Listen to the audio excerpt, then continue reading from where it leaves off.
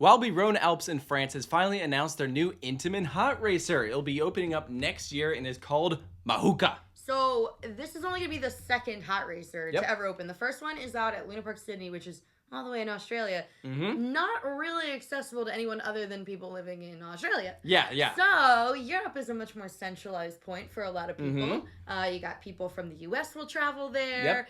France is a popular destination. This is kind of near Lyon, which is the second biggest city in France. This is a big deal. This park is up and coming. So this ride is part of a $10 million investment for next year. Or sorry, 10 million euro investment. But it's part of an overall larger plan that they put in place starting all the way back in 2015. So they put Timber in 2016, then 2019 Mystic, and then obviously pandemic, a little bit of a delay. Now we're getting Mahuka. So that's 3 big roller coasters in a relatively short amount of time. I mean, that's awesome. Yeah, so I feel like out of the Walibi parks, people typically talk about Belgium and Holland. Oh, yeah. So I personally didn't know much about this, and we haven't really talked much about it because that's literally the last episode of Coast and 3 Up Season 2. Yeah, we haven't even shown you our vlog yet. No, we went there. It's weird because we keep referencing it. So we had to release our footage of Timber. Yep. Which we didn't anticipate doing because of the Bobcat announcement. And now we're talking about the Hot Racer, which we did anticipate, but we didn't know when. Yeah. We did post a full construction update so you can see that's true. What it looked like when we visited. Now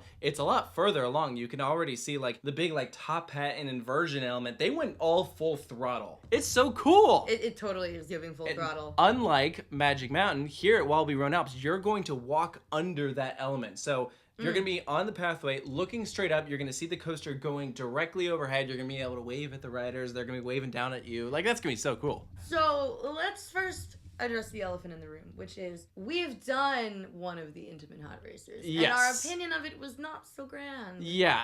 Listen, this was it's a prototype, first of all. So we fully recognize that it's going to have its own set of issues. It just so happened that those issues it had made the ride experience not super enjoyable. And that is that the thing was one of the shakiest roller coasters I think I've ever ridden. Yeah, it wasn't rough like the way you would describe a wooden coaster to be rough. It was... This was...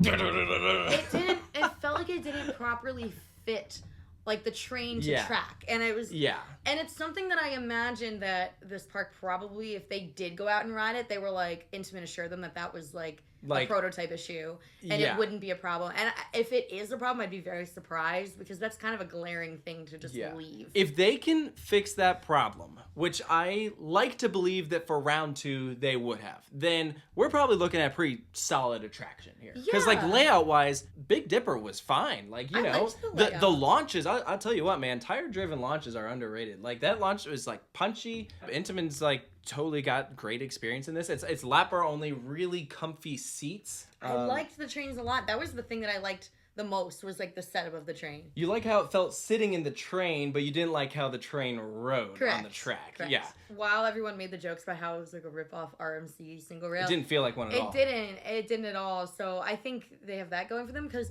I was thinking about it and Walibi Holland is supposedly going with a Raptor there as well. From RMC. So it seems like they're really let's try both and see what people like. I think what they're going to find is that the RMC ones are going to be a lot more intense and extreme focus. Yes. We felt like Big Dipper was a family thrill coaster. And so even though this has 3 inversions, 2 launches, max height 59 feet, and not super tall, almost 2,000 feet of track, so not super long either, I think this is going to be a family thrill coaster of the same variety. I fully expect Mystic to still be the most thrilling attraction in the park. It's going to be really well themed. And they've done theming, actually, they've done a good job of it. I mean, I really liked what the Belgium park did with their exotic land with Tiki Waka, and Walibi Rhône-Alps has a similar land. They call this Exotic Island. And so they have some concept art here where you can see all the theming that they're putting in for this thing. It's going to have a whole plaza, lots of broken architecture.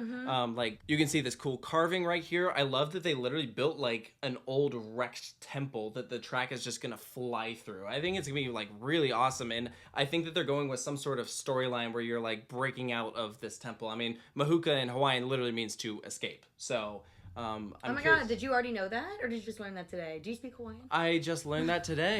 It was on the press release. You're no, I speak it fluently. I think they will deliver with this too. Well, they're a chain of parks that I don't feel concerned about because if you try to theme a ride, but you don't want to invest and you kind of make it cheap and flimsy and, you know, not really that interesting, then, like, it doesn't really do anything. But, like, they always seem to go all out when they do their theme. Like, the theme on Mystic is fantastic. It's voodoo themed. It's so cool. It's so good. And, like, you mentioned the Tikiwaka area. I think about Konda, like, that whole area. They like, did a nice job. They don't play around. And I love that. Untamed, even. I'm just going to keep rambling about different roller coasters. I feel like it's... Express Platform 13! Yeah. Walibi Rhône-Alps, I would say, has some nice-looking areas. Like, their western area is pretty nice-looking. They have also some areas that maybe could use a little bit more. So you guys are just getting all the spoilers, like, of, like, our park footage. I know. They're gonna go watch the coaster through Europe and be like, we knew this months ago. Yeah. I'm excited for this. I think I'm more intrigued, though, than anything. Which is weird because most people haven't ridden the one in Australia. Like, it's new, and it's in Australia. So, like, I feel like the pool of coaster enthusiasts that have done it is not huge yet. Yeah. And we're still intrigued because we know there's no way they rode that and we're like, leave it the way it is. Yeah. This is great. So I'm curious to see how it, like, progressed. Yeah, like, will it be glass smooth, or is it going to be, like, better, but still not quite there yet? And then maybe round 3 will... It's Intamin. They always have a rattle. No, not necessarily. It depends. We'll see. They do. Anyway. Let us know down in the comments below what you think of Mahuka coming to Walibi Rhône-Alps in 2024. And if you've been to the park, if you're excited for their big new investment, and stay tuned for more here at Coaster Studios. We'll see you next time.